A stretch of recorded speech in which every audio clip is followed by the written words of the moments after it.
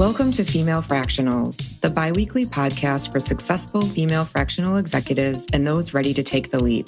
In each episode, I'll bring you actionable lessons and inspiration through interviews with thriving fractional leaders and experts. Let's dive in. Hi, everyone, and welcome to today's episode of Female Fractionals. I'm your host and fractional CMO, Amanda Nizzere. Now, if this episode looks familiar, it's because it is. If you haven't heard, I'm taking a short pause from recording to focus on building a stronger marketing strategy for the show for season 2, which is coming in January 2026. In the meantime, I'm revisiting some of the standout conversations I've had so far, episodes that capture the lessons, mindset shifts, and practical advice every fractional leader can learn from. One of my favorite episodes of all time was my conversation with Brooke Skinner Ricketts. She is the epitome of a female leader and entrepreneur. Many of the quotes from my discussion with her have stuck with me since recording almost a year ago. On the podcast, Brooke and I dove into topics like how to reframe setbacks as accelerators, why visibility and sponsorship matter more than perfection, and what fractional leaders can learn from corporate leadership pipelines. Her perspective is equal parts inspiring and practical, which makes this episode a perfect guide for anyone redefining what leadership looks like. Even if you listen the first time, this one is worth another 30 minutes of your day. Hi, Brooke. Welcome to Female Fractionals. I'm so excited to have you. Hey, Amanda, I'm so happy to be here. Thanks for the invitation. Of course, thank you so much for taking the time. You have such an impressive background, so many things going on. I know that our listeners are going to learn so much from you today, but I would love to have you just share a bit about your journey and what brought you here today and like how you took the leap from, dare I say, like a more established brand to a more unproven entity. I think that there's a real parallel to the fractional world and some of the people that may be listening that are thinking about taking the leap. Yeah.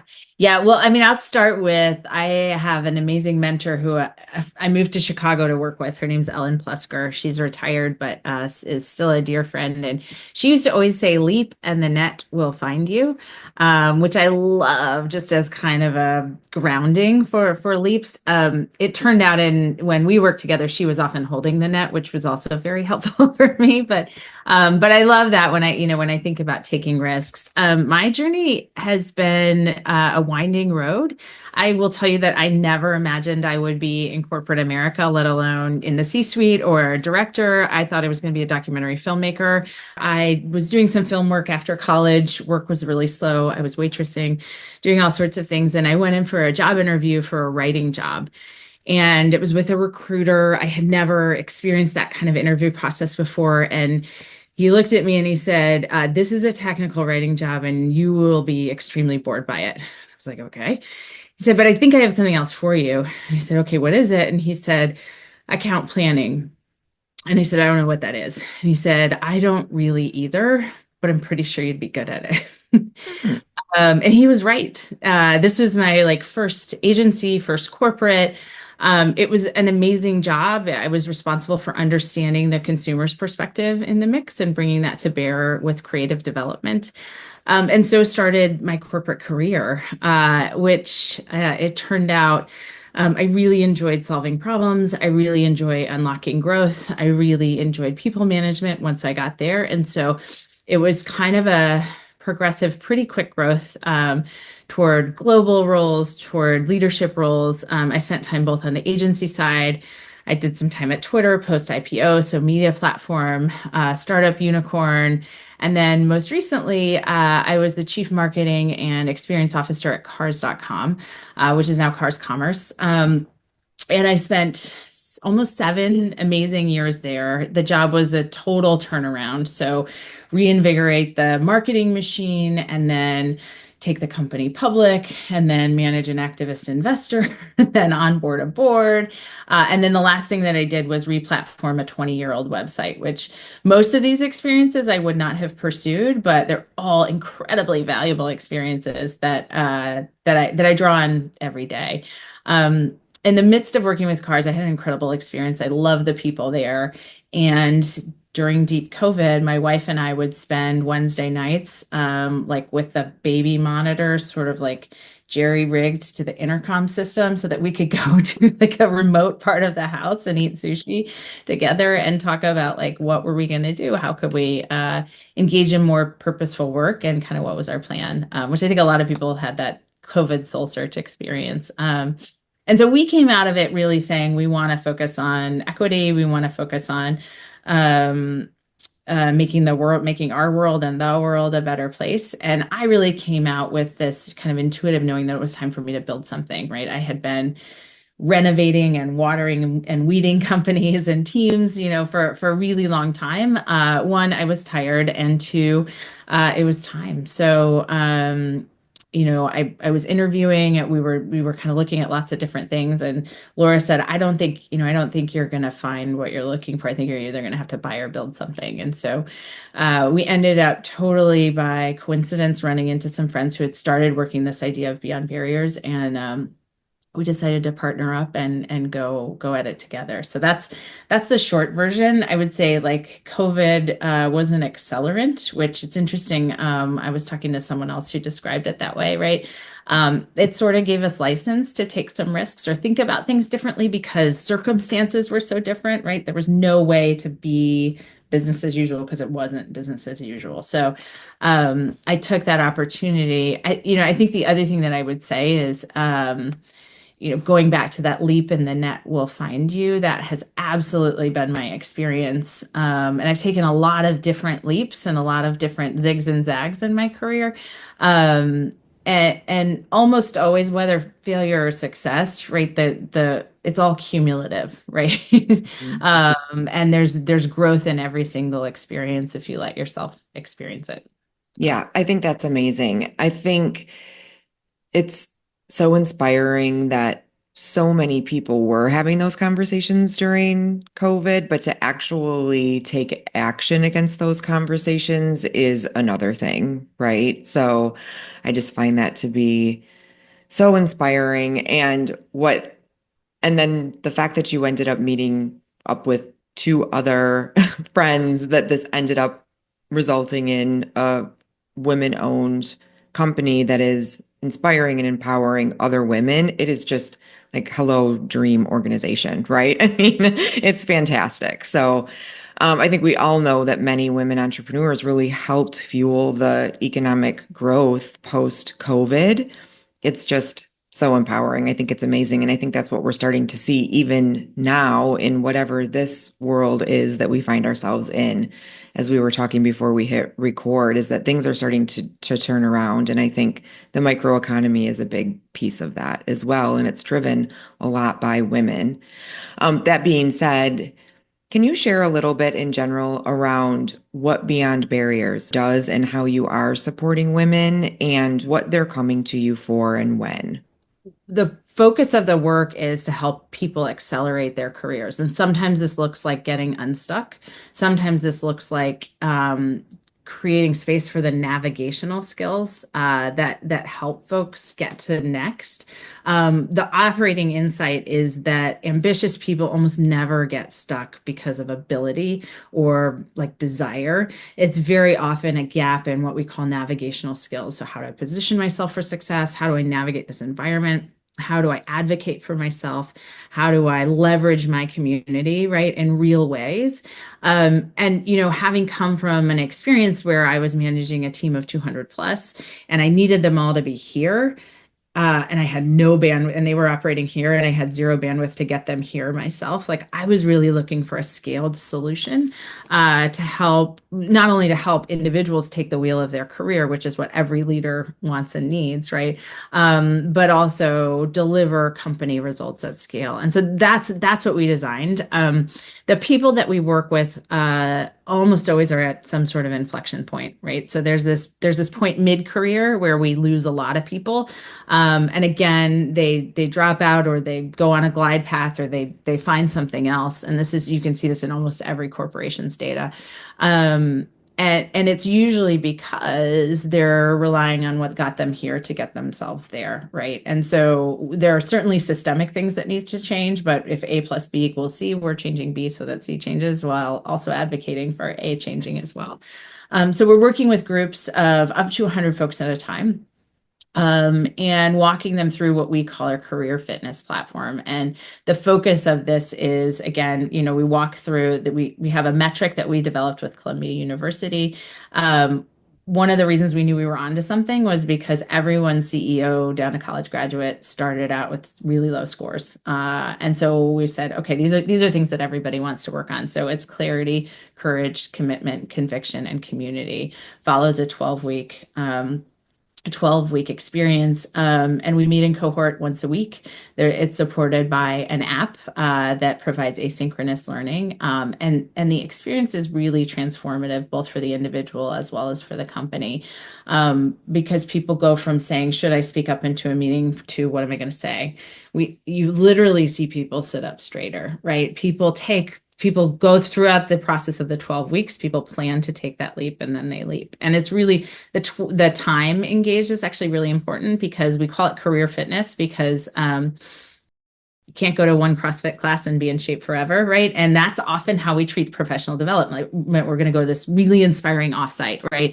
And then everything will change. Well, what happened to me every time I did that was I'd be inspired for 2 weeks, and then 2 weeks later I was doing things the way that I was, right? And so you have this intensive boot camp like experience, and then you join our community of over 2,000 ambitious professionals around the world, and you have the opportunity to connect and engage. And so that's what we're doing, transforming careers and transforming companies. One of the topics that we had talked about previously when we were having discussions is that Beyond Barriers members, as we would imagine that they would, is self-care and boundary setting. And as they're going through these moments of change, which, there's a range of them, people love to have a good to-do list. I think women especially love to have a good to-do list. But for some reason, we're fine being at the bottom of our own to-do list. You have a lot going on. You are an entrepreneur, you have a family, you have board roles.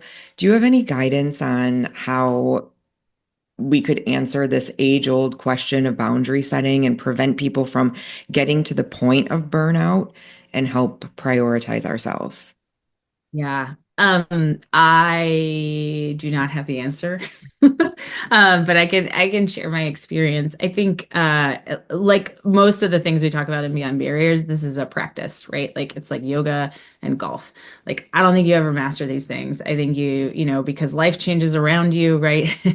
And needs of different people or stakeholders shift around you. And so a couple things that we talk about that really work for me are super simple, but are like, what are the three things I'm trying to accomplish today, this week, this month, and this year, right? And then be vigilant about running whatever I'm doing through that. And if they're not contributing to that, or if they're not like an urgent need, then I try not to do them. It's easier said than done. I get really excited about shiny new things, right? And I go down rabbit holes, and I want to, and I am not the world's most organized person. So for me, that is not the answer. But I do think getting clear on what I'm trying to accomplish, and that's why by the way, we start with clarity. One, because it's the hardest, because we end up the last person on our list. So clarity asks you, what do you want to be known for? What do you want to accomplish? How do you want to take the wheel in a really compelling way? And then we run everything else through that, right? So it's all cumulative. And so that piece of just what am I trying to accomplish, and then holding myself accountable.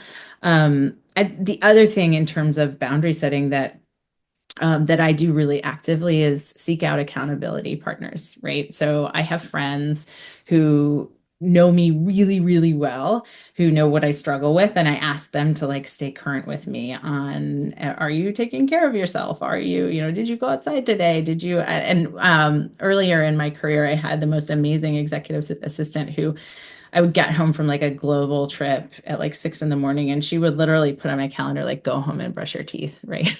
Which was which sounds ridiculous, but I totally need, like, I would have just gone straight into the office, right? But she was like you actually have to take a beat. You're not going to be. And we all know this intuitively, right? And sometimes it takes that kind of pedantic reminder, in order to get yourself there. So I think, the idea that it's a practice, that nobody's perfect or like really exceptional at this. And I think particularly ambitious, successful people, right? We're more likely to have imposter syndrome. We're more likely to have anxiety. And ironically, the more successful you get, the higher you raise your own bar, right? So I think this is just a constant individual pursuit. The second thing I'll say that I've been saying a lot lately is just focusing on controlling the controllables, right? And particularly right now when there are so many uncontrollables, right? Yes. No, like in every possible sense. Thinking it, grounding myself in that has been really helpful too. So I really love what you said in the beginning.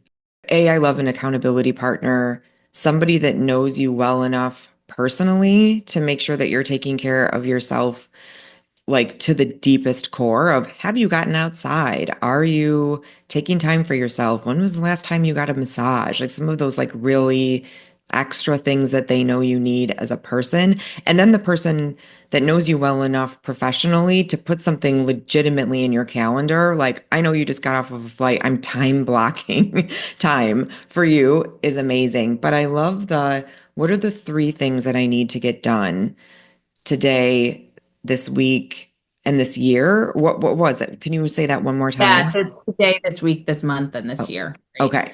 So I Um, love that because I feel like a lot of people that are starting out, there are so many things to get done and there's so much information coming at you. It's like you have to set up the LLC. Are you going to go the S corp route? You have to get your invoices out. You have multiple proposals going. You have to post on LinkedIn, and some people are saying twice and some people are saying every day, and you have to write the content for that. And then you have to obviously deliver client work. So having that as a framework is just sounds amazing because it's something that you can write down and hold yourself accountable for. I think that is definitely something I'm going to take away from this conversation because my to-do list is out of control. And I think that's just an amazing tip. I guess if you were to give someone advice looking back to your first year of launching, what is one takeaway on the positive and one takeaway that you would say, if I could go back and do this over again, I would do this different? yeah. Um, So I think on the positive, like starting something, your own endeavor is for me, it was creative in exactly the way that I needed and in such a different way than managing a large organization or even sitting on the board of a large organization or a small organization. So that piece was really gratifying and really fulfilling, like the making of this, like what are we offering? How are we offering it? Right. And so that piece was really exciting. We all knew we were going to hit a point where it was going to turn from that creativity to managing the growth, right? Which is what I've done a lot of in my career. And I love doing that. I would say that shift is a little bit jarring when it happens, because you're in this sort of like imagination and test and learn and, sort of fail forward. And then you just have to grind, right? You just have to prove out that this beautiful thing that you've built is sustainable and is, has product market fit, all of those pieces. So that was a really interesting experience. I think on the things I wish I had done differently, and this applies to like all of my life, but is I think a recent aha, which is, and I think I saw it like on Instagram or something, but just because you can doesn't mean you should, right? Mhm. And I think in particular, when we think about how women are often wired to take on non-promotable work, how we were all taught to be super helpful, how we were all taught to drive impact versus, growth and learning, right? So that is something that has guided me. And I think coming into this entrepreneurial where there were just a couple of us, right? And we had to do it all, getting ruthless. One of our core values is respectfully ruthless, right? We had to get ruthless with ourselves and each other about what we were doing and why, right? Because the time was our asset, right? But it was also our liability, and is continues to be, like in any startup, right? The risk is that someone's going to do it better, faster, you know. So I think those two things for sure. That's great. One other question that I'm thinking of as I'm speaking with you is so many women that I talk to that are thinking about jumping into fractional work or any entrepreneurial work. I feel like so many of them are interested in joining boards as well. Do you have advice for women that are interested in joining boards? Yeah, absolutely. So I have a board member, a mentor. Her name is Kathy Halligan. She is a lovely, incredible person, and I met her at Lesbians Who Tech, and she gave a presentation about joining boards, and I pulled her aside and I said, "Can we go to coffee and can you like break this down for me?" And so I share this with everybody, and because what she said happened exactly the way that she said it would happen. So the first thing she said was, "Tell everybody," right? If this is something that you're interested in, start talking about it, and to people who you think may help you, and to people who you think may not help you. I take every recruiter call, not because I'm always looking for a job, because I want to listen and then see if I can help them, and then let them know I'm interested in board work, right? And if anything comes up, or is there someone in your firm I could talk to?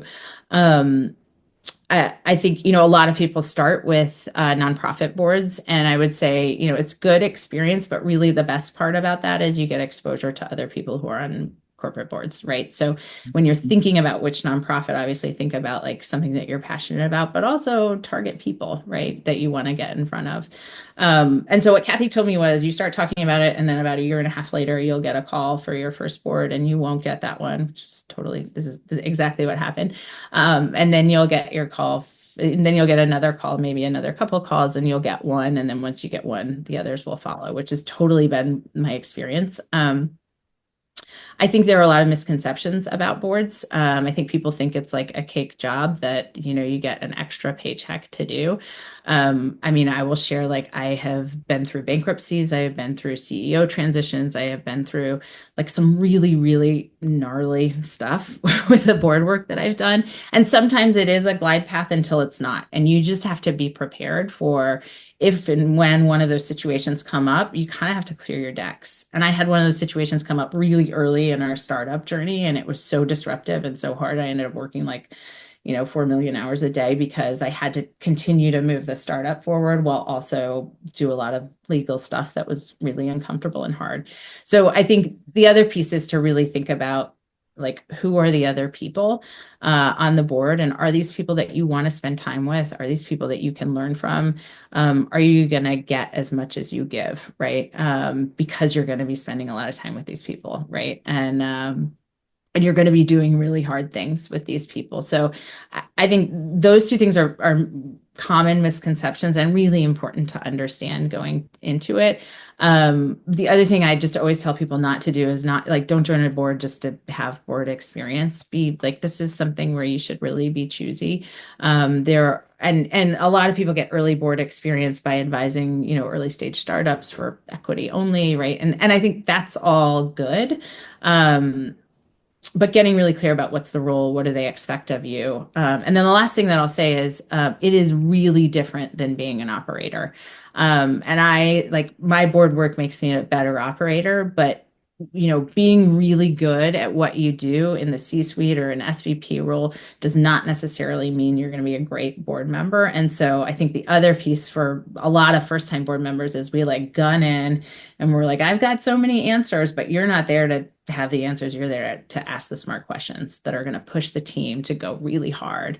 And I think my experience onboarding the CARS board and working with these like just incredible board leaders who I had the biggest budget in the company, so that I was always on the agenda, and I got pushed really hard, and I learned so much from that about the role. So I think that's the other piece, is if you can get exposure within your own company, do it, right?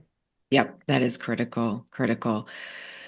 One more question, and then we'll jump into rapid fire. You've spoken so favorably, as is so important, about mentors a couple of times throughout the discussion. given our audience are people that are fractionals and are now kind of out on their own, having likely been in a corporate scenario where they've either had a mentor or have been a mentor to others, how do you view the role of having a mentor or being a mentor when you're out on your own? Are you mentoring others now? Like, kind of, can you just talk about your view of mentorship now that you're kind of out on your own, for lack of a better Yeah. term? Yeah, it's a great question, and we go through this as part of the experience. I think one thing that and I have always collected mentors, like in probably a kind of annoying way, right? I would like grab coattails and never let go. And then I've tried to, give as much as I've gotten as well.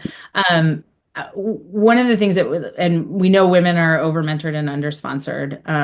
We know that we have a hard time asking for what we need and what we want, and we know this because one of our C's is community. We assumed going in that women, the group that we initially started working with, would score through the roof on community because we are such great community builders. In fact, the question that we ask around community is, how are you leveraging your community, and are you leveraging community? So most of us are surrounded by amazing people who we would do anything for.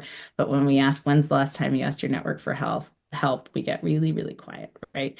And so what I would say about mentorship is, like, it's really important that you're strategic with both your asks and your offers, right? And so when it comes to ask, we encourage everybody to get, like, almost use the STAR method, right? Like, get really clear and specific about, like, hey, Amanda, I know that you've done a ton of work in consulting, and I'm trying to learn more about that to build my business. Can you spend 20 minutes with me over the course, or can we do 3 20-minute sessions over the next 60 days with the objective of me understanding A, B, C, D, and maybe you connecting me, if you think it's right, to, these 4 people, right? So what I've done is I've made it really easy for you to say yes or no, right? Because you can come back and say, I don't have the bandwidth, I'm not the right person, I don't actually know those people, right?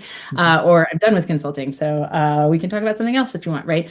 But I think that's the most important thing, because usually the people you're seeking out as a mentor, their time is their most valuable asset, right? So structure it and frame it. And then the same goes for people who ask you to be their mentor, right?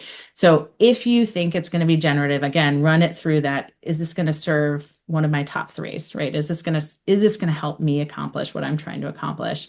Do it, right? If it's not, and you can't define it, maybe say, you know what, now's not the time for me. I've got a full plate.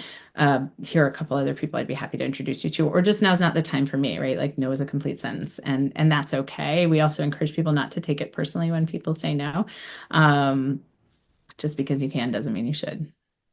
I love it. I love the women are over mentored and under sponsored. That is a golden nugget.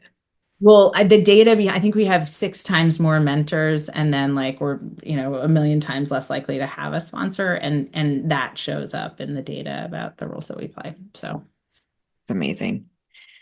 Not good, but amazing. That's such another important point of change that I think the next generation is going to likely be pushing, or hopefully be pushing hard against. So, okay, I always like to end every interview with some rapid fire questions. So, you have given me license to ask you anything I want, which is so fun because most guests do not let me do that. So, these are meant to be answered in one word or one sentence or less. So, okay, I have several of them highlighted.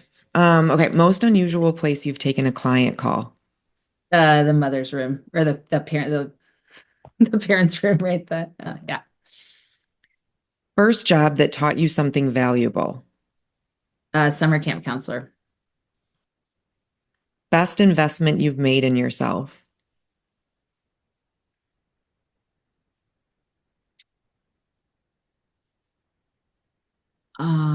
It's like telling that I can't think of one. Oh, I know. I play tennis once a week. That's a That's been great one. And I hope your accountability partner checks in on you. And if you haven't played, then she makes you do a makeup session. So they play with me, Okay, actually. so I perfect. started out doing it on my own, and then I pulled in. I actually started out doing it with my wife, and then anyway. But then now I have 2 friends, and we hold each other accountable, and Yeah, it's like the best Friday afternoon release. So perfect. Okay, 3 apps you can't live without. So New York Times is one that I go to more than I would like to admit. The Google's this I'll call it just the Google Suite, right? I use it all all day long. Um, and then I also do I guess the podcast app, right? Like I'm an avid podcast listener and I find a lot of insight there. Okay, favorite way to celebrate a win? I'm a big virtual high fiver. And then I usually try, this is also part of, we ask people to come up with a rewards catalog, right? Things big and small. But a lot of times I celebrate a win with like stepping away from the barbecue. So like I'll go on an hour-long walk and just sort of let it soak in. Nice. I love that. Okay, sauna or cold plunge? Anna. Okay, two more. Go-to comfort food? Oh, York peppermint patties. Frozen or just straight out of the bag? Yeah. Okay, most adventurous thing you've ever eaten? I ate guinea pig in Ecuador on a trip there. Yeah, it was, Verdict? I mean, fine, like kind of meaty, kind of gritty, it wasn't the best thing I've ever eaten, but it was. First and last time you ate guinea pig. Okay, great. Well, this was awesome. If people want to learn more about Beyond Barriers, how can they do that? Thank you. Our website is gobeyondbarriers.com. You can reach me, also the company on LinkedIn. And I'm very responsive and would love to connect with anyone who's interested. So. Great. I will also link to it on the website and in the show notes. So thank you so much for your time. I really appreciate it. Thank you. Thank you so much. Oh, totally my pleasure, Amanda. I'm so glad you're doing what you're doing, and can't wait. I hope we can help each other more as the days go on. So thanks. Thank you. As always, please remember to like, comment, share, and follow. Help us spread the word about female fractionals. Thanks for listening, and I look forward to seeing you in season 2 coming January 2026.